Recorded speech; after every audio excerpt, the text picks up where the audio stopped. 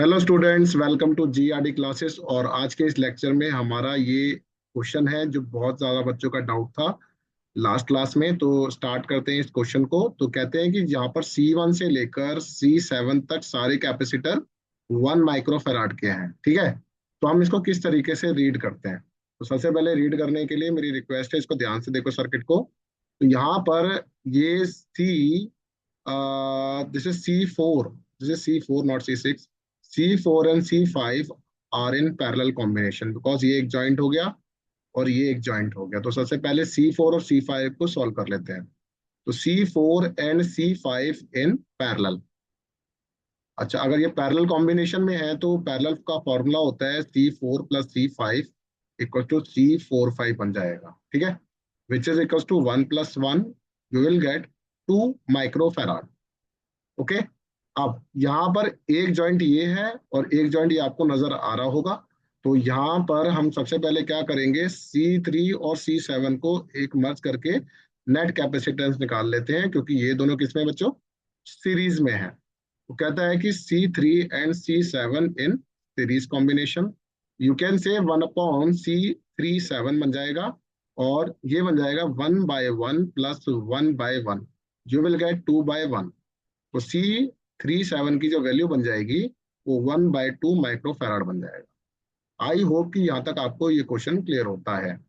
तो अब इसके बाद नेक्स्ट है, आप क्या करेंगे, यहाँ पर C1 बना दिया आपने, ये पॉइंट ए है। और इसके बाद ये हो जाएगा C2, this will equal to 3 7 बन जाएगा। और ये बन जाएगा C6, ठीक है। तो सर्किट को मर्ज करना आपको आना चाहिए। ये वाला जो पार्ट है ये C45 बन जाएगा। ओके। अगर यहाँ तक बन जाता है तो बहुत अच्छी बात है। और यहाँ तक अगर आपका क्लियर है कि हाँ भाई यहाँ तक आपका सही है तो बहुत अच्छे बच्चे हैं आप, आपने यहाँ तक सही करा है। तो अब इसके बाद जो है ये कॉम्बिनेशन कुछ इस तरीके का नजर आएगा। अब यहाँ ध्यान से देखिए, C6 और C37 जो है ये पैरेलल कॉम्बिनेशन में माने जाएंगे, क्योंकि ये एक जॉइंट है और ये एक जॉइंट है। तो इन दोनों को मर्ज करके एक सिंगल वायर बन जाएगी। तो यहाँ पर क्या लिखेंगे, C6 and C37 in parallel. You can write C37 comma 6, that is 1, sorry, C6 plus C37। C6 की वैल्यू कितनी है, 1 माइक्रोफराड। तो यहाँ पर 1 लिख देंगे और C37 की जो वैल्यू है वो हाफ आई है। We can write half, you will get 3/2 microfarad, ठीक है। तो अब इन दोनों का मिक्सअप होके कितना बन रहा है, 3/2 माइक्रोफराड आंसर आ रहा है। और दोबारा एक नया पेज लेते हैं और सो दैट इसको हम पूरा सॉल्व करके दिखाते हैं आपको। तो यहाँ पर जो नेक्स्ट शीट है इसमें क्या होगा, देखो इसको अब इस तरीके से यहाँ पर इस जगह पे सॉल्व कर लेते हैं। चलो, आ, ये बन जाएगा आपका, that is C1 C2 C45।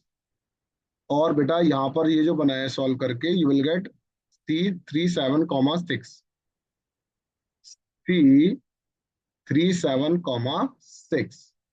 तो ये लास्ट सर्किट कुछ इस तरीके का बनता है। अच्छा, अब क्या करेंगे, अब ये एक जॉइंट है, ये एक जॉइंट है, और इस जॉइंट करने से पहले ये दोनों सीरीज कॉम्बिनेशन में बनना है। तो C2 और C3 6 3 7 6 जो है वो सीरीज में है। तो we can write 1/C2 plus 1/C37 6, you will get C dash, इसको C डैश मान लेते हैं। C2 की वैल्यू कितनी है, 1 माइक्रोफराड। और C37 6 की जो वैल्यू है वो कितनी आई है, 3/2 माइक्रोफराड। तो यहाँ पे 2 ऊपर चला जाएगा, 3 नीचे रहेगा, तो 1/C डैश आ जाएगा। You will gate 5/3। एलसीएम ले लिया तो C डैश की वैल्यू आ गई 3/5 माइक्रोफेराड। क्लियर है। अब दोबारा एक और सर्किट बनेगा, हर बार एक नया सर्किट आपका तैयार हो जाएगा। ये C1 बनेगा बच्चों, ये बन जाएगा C डैश, और यहाँ बन जाएगा C45। अगर इस तरीके से सर्किट बन जाता है तो यहाँ पर आपका दोबारा कॉम्बिनेशन जो बनेगा, C डैश और C45 किसमें हो गए, पैरेलल कॉम्बिनेशन में बन जाएंगे। We can write CP, C dash plus C45। तो यहाँ पर C45 की जो वैल्यू है पहले उसको पुट करते हैं, दैट इज 2 माइक्रोफेराड आई है। तो यहाँ पर हम लिख देंगे C45 की जगह 2 माइक्रोफेराड, और C डैश की जो वैल्यू आई है वो कितनी आई है, दैट इज 3/5। 5 माइक्रोफेराड। तो यहाँ पर जो बन जाएगा ये 3/5 माइक्रोफेराड बन जाएगा, और ये जो होगा सीपी बन जाएगा। क्लियर? तो you will gate 10, that is 13/5 microfarad. ये आ गया आपका सीपी। तो ये पॉइंट ए था। दोबारा एक लास्ट सर्किट जो बनेगा ए, this is called C1 and total equals to C P की बराबर, और ये पॉइंट आ गया आपका B, and this is last series combination.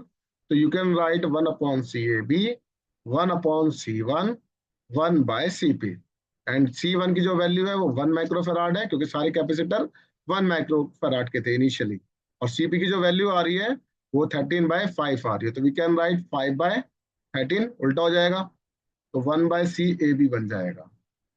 तो 1/CAB की जो वैल्यू आएगी 13 + 5, दैट इज 18/13 हो जाएगा, है ना? एलसीएम लेना आता होगा। तो CAB की जो वैल्यू आएगी वो 13/18 माइक्रोफेराड बनती है, जो हमारा लास्ट में रिक्वायर्ड रिजल्ट बनता है। एक बार फिर से रीड कर लो। सबसे पहले C3 और C7 सीरीज में थे, तो आपने सबसे पहले C3 और C7 को सॉल्व किया होगा, या C4 C5 को भी कर सकते हैं। तो पैरेलल में अगर कर रहे हैं तो C4 C5 बन जाएगा 2 माइक्रोफेराड। उसके बाद C3 और C7 सीरीज में थे, तो इसका 1/1 करके बनेगा, तो 1/1 + 1/1, यू विल गेट C37 की वैल्यू लास्ट में सॉल्व करके हाफ आएगी। अच्छा, अगर यहाँ तक आपके 2 पॉइंट्स क्लियर हो जाते हैं, तो हमारा जो सर्किट कन्वर्ट होके C45 बन गया था, और लास्ट में ये जो बना था that is C6 and C37 जो थे वो किसमें हो गए थे, पैरेलल में। तो इस तरीके से पैरेलल का फॉर्मूला लगा के हमने इसको और छोटा बना दिया सर्किट को। तो ये 1 और ये दैट इज C37 कितना था, 2 था, ठीक है ना? कितना था, सॉरी हाफ था यहाँ पे, तो ये हाफ हमने पुट करा है, तो ये इक्वल टू 3/2 बनेगा। दोबारा एक सर्किट फिर से बनाया था, अब ये सीरीज कॉम्बिनेशन है, फिर ये इसके साथ पैरेलल कॉम्बिनेशन है, फिर एक लास्ट में एक सर्किट और बनेगा, और ये लास्ट में करके 13/18 आंसर आता है। तो रिक्वेस्ट है, अगर आपका आंसर गलत है तो प्लीज इसको फॉलो करिए और अपना आंसर को करेक्ट करिए। Thank you very much.